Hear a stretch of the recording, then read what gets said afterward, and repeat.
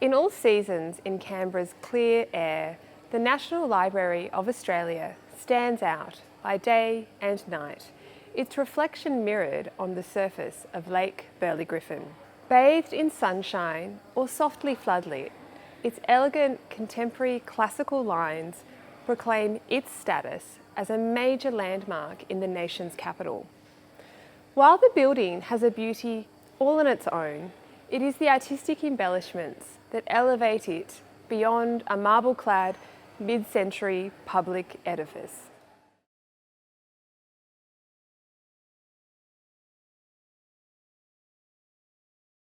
Hello, my name is Grace, and I'm a curator at the National Library of Australia. In this video, we're going to take a look at the National Library's architecture and artworks on display in the public spaces. Leonard French's jewel-like windows, Tom Bass's lintel sculpture, Mathieu Matago's tapestries, Henry Moore's sculpture, the shimmering works of textile artist Alice Kettle, and the decorative panels of Arthur Robb. I would like to acknowledge Australia's First Nations peoples, the first Australians, as the traditional owners and custodians of the land, and give respect to the elders past and present, and through them to all Australian Aboriginal and Torres Strait Islander people. Until the completion of the building in 1968, the library's collections and staff were spread across several locations in Canberra. Housed in over 15 buildings, it was once said to be the worst housed library for its importance in the world. It was during this time in the 1950s that a Parliamentary Select Committee inquiry into Canberra's haphazard planning recommended the establishment of a National Capital Development Commission to oversee the city's development and the construction of its monumental buildings. The construction of the National Library held great importance and even saw Prime Minister Robert Menzies' personal interest in its development. And so the library's building brief was demanding, as the structure needed to be noble in spirit, worthy of both its status as a key cultural institution and of its privileged geographical location, as the library was regarded as the first prestigious building in Canberra's parliamentary zone. The search for artists and designers of sufficient quality to match the building was crucial. It was the Sydney architectural firm Bunning and Madden who appointed the library's architects, with Walter Bunning himself heading as the chief architect. Drawing inspiration from Bunning's visit to the Parthenon in Greece and American architect Edward Stone, its distinct stripped classical style, known as contemporary classical, is classical architecture without the use of details or motifs. Bunning's classical vision meant traditional building materials were used. The exterior of the building is light-coloured marble with cladding, with granite, bronze, slate and copper. The podium walls are grey trachyte and the roof is copper.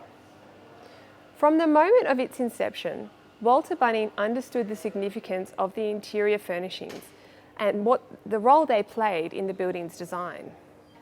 Bunning believed they should reflect the classical style of the architecture and that a fine building did not require excessive ornamentation. In keeping with his holistic approach, Bunning made the initial suggestions for 6 artworks, and he nominated the artists to produce them. The flexible nature of the interior design, required to take into account the changing needs of the library over time, also limited the widespread use of fixed artworks. He suggested that in keeping with its classical style, the artworks should take as themes the classical elements of water, earth and air, ignoring fire. Water would be represented by fountains in the building's forecourt.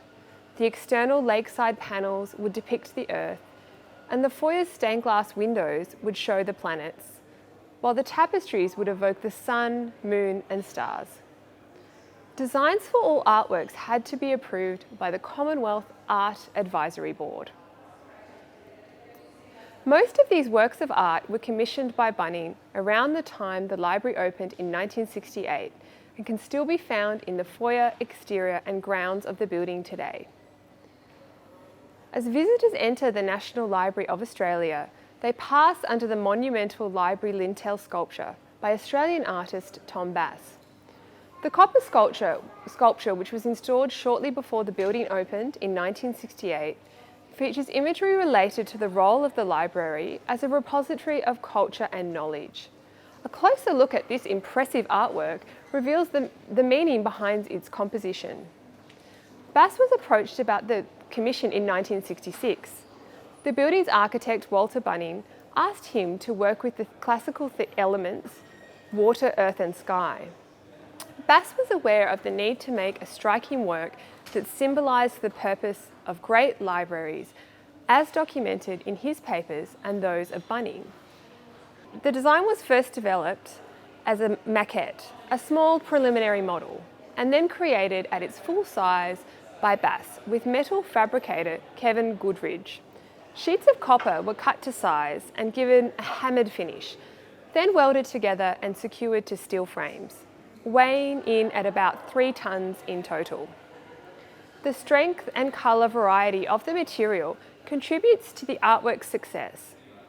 Bass explained how, through heating, annealing and welding, the colours that emerge are blended, and the hammered forms and surfaces glow and reflect and are brought out to capture the light.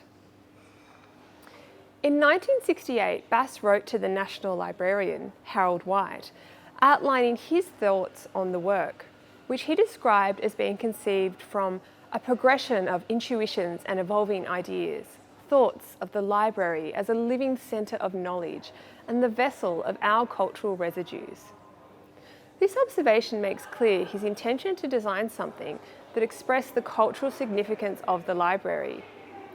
The library lintel sculpture measures over 21 metres in length and was made in 3 parts at Bass's farm in Minto, New South Wales. Each section features a dominant symbol, a winged sun in the centre with an arc on one side and a tree on the other. The imagery was inspired by ancient Sumerian cylindrical seals, which, as Bass explained elsewhere, were used by the Sumerians as insignia to authenticate their cuneiform writings, and they were rolled across the clay envelope in which the writings were enclosed. He added that the sculpture could be considered as the seal of authentication of the contents of the library which it encloses. Upon looking at Bunning's plans for the library building, Bass was reminded of these seals, partly due to their links with the origins of writing. Each of the 3 symbols in the lintel relates to the role of the library. Bass wrote that for him, the themes are ultimate or absolute truth, shown as a winged sun, which in this context aims to project the immense power and revelation of inspired truth. The symbol merges into the next one as one of the wings becomes the tree to express the growth of knowledge generated by truth. Finally, he described the arc as the timeless image of conservation, which is like a honeycomb, heavy with the nectar of our cultural residues. As we enter our foyer, we find the 3 large iconic tapestries hanging above the entrance. Conceived to harmonise with Leonard French's stained glass windows, Mathieu Matego's tapestries are bold in design and make forceful use of colour to anchor the foyer's expanse of sandy-coloured travertine marble. Jean Lucas was originally commissioned by Bunning to create the tapestries, but he died before completing the designs. Mathieu Matego, professor of art at the prestigious École des Beaux-Arts in Nancy, France, was chosen to be Lucas' successor. Born in Hungary and living in France, Matego initially worked in theatre design and also crafted furniture, but became best known for his monumental tapestries. Matoko was asked to portray the Australian experience, and after a visit to the country in 1966 to research his designs, the works were installed in time for the library's opening in 1968. Using Australian merino wools, they were woven in Aubusson, France, and a celebrated centre for tapestry design and weaving. Each tapestry is over 5 metres high and 3 metres wide, and they were designed to be best viewed from the library's mezzanine level. The first tapestry depicts the radio telescope at Woomera, South Australia, representing the technological times in which the library was built. Woomera was NASA's first deep space station, located outside of the United States.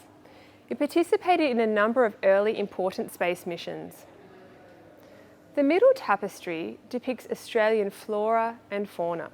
The 2-metre parrot represents Terra Piscicorum, or Land of the Parrots, a name given to the Australian region in early navigational charts. The third tapestry has a multitude of themes. Starting from the top, it shows a blue area symbolising the Great Barrier Reef. The pineapple evokes tropical Australia, and the riverboat and the outline of the Sydney Opera House represent urban life. The ram's head stands for wool, Australia's major export at the time, with the brown area at the bottom representing the land. There are many things that make the library remarkable, including the coloured glass windows in the building's foyer. They are a testament to the talent and vision of artist Leonard French. A closer look at the process behind the windows helps us understand why they are mesmerising artworks. They were commissioned by Bunnings and installed in 1967. There are 16 windows, each measuring 3.45 metres in height and 1.3 metres in width, and composed of 4 panels. As art historian Sascha Grishin has shown, French took inspiration from Gustav Holst's 1918 orchestral suite, The Planets, with the 6 pairs and 4 single windows, each featuring a slightly different colour palette. Warm shades dominate on the lakeside and cool ones on the other side, where the bookshop is. The language of symbols used, including crosses and mandalas, as well as celestial imagery, connects with French's broader work, which predominantly consisted of paintings. Although referred to as stained glass, the windows were executed in the dalle de verre technique, also known as faceted glass, which was developed in the early 20th century. Whereas stained glass sees pieces of glass held together with strips of lead, called lead cames, and decorated with special paints, dalle de verre consists of chunks of faceted glass arranged in mosaic-like patterns. Thick borders reinforce the intensity of the colour. The glass is chiselled in places to prismatise the edges in order to bring the light through, as French explained. Having selected the correct colour of glass, French and his assistants cut it to size and then chiselled its edges. Each 2.5 centimetre thick piece was arranged against the correct panel of the 64 that composed the total scheme, and encased in a rubbery substance. Once set, the rubber was cut away except for the front of the glass. The final stage involved reassembling the glass within a frame. Ciment fondu, also known as aluminous cement, was then poured over. When firm, the remaining rubber was removed, leaving a recess at the front of the panel. Like stained glass, dalle de verre windows modify the amount of light entering the space, but they do so more dramatically. As French has observed, the purpose of these windows is to flood the place with brilliant coloured light. It is perhaps for this reason that exhibitions were originally located in the space now occupied by the Library Bookshop and the Bookplate Cafe. Situated in the library grounds near the front of the building, you will find Henry Moore's 2-piece reclining figure number 9. Regarded as one of Britain's most eminent modern sculptors, Moore was born in Casterford, Yorkshire, and studied sculpture at the Leeds School of Art and the Royal College of Art, London. Two-piece reclining figure number 9 is one of 9 two-piece sculptures that Moore created starting in 1959, and this one is one of 7 casts. The other 6 went to the United States. Originally, the sculpture was to be displayed on the library's front podium. However, it was felt to be inappropriate for this location. Consequently, the sculpture was placed on the library's boundary on a plinth designed by Walter Bunning. It is interesting to note that while there is a strong connection of association with the library, it is in fact owned and maintained by the National Capital Authority. Often overlooked by visitors to the library are the 7 panels running along the outer lakeside wall of the main reading room. They were designed by Arthur Robb, a young architect and draftsman with the building's designers, Bunning and Madden. Bunning claimed that the circles, diamonds, crosses and other shapes, with their rugged Roman feel, were inspired by the decoration on gladiator shields. The geometric patterns also echo the motifs seen in Leonard French's stained glass windows. The panels were fabricated from sheet copper and beaten into profile, probably over timber forms. The artisan was Z.S. Vesely, whose Sydney foundry also executed works for Tom Bass. Vesely's name is inscribed on the centre panel. To match the tone of Bass's lintel sculpture, the panels were specially treated to simulate increased age. This tapestry was donated by the Meyer family through the Tapestry Foundation of Victoria in 2011. It commemorates the life and adventures of American-born Australian patron of the arts, Kenneth Baillieu Meyer, AC, DSC. In 1961, Meyer was a founding member of the National Library Council and, from 1974 to 1982, was chair of council. At the time of his death, Meyer was the greatest collector of Japanese art in Australia. His philanthropy included personal donations and funding to the National Library of Australia, Victorian Arts Centre, CSIRO, and Art Gallery of New South Wales. With his siblings, he established the Sidney Meyer Music Bowl in 1959 in honour of their late father, Sidney Meyer. Melbourne artist John Young designed the tapestry to represent Meyer's many interests and passions, including gum forests, oriental art, and technological enterprises in fields such as optic fibre and modified crops. It also refers to his distinguished career during World War II and his passion for collection building by Australian cultural institutions. At the centre left of the tapestry, Kenneth Meyer's name is featured in Chinese symbols, which translate as rigorous dancing arrow. Alice Kettle's 4 machine-embroidered panels, having been displayed in the main reading room since 2001. The 3 panels hanging together evoke a populated landscape with the impressionistic imagery referencing the library's maps collection. The Southern Cross is depicted at the top of the centre and left-hand panels, and the red line and text across the foreground is from a map drawn in 1517 by Abraham Ortelius. A 4th panel, hanging at the opposite end of the reading room, features a single eucalypt.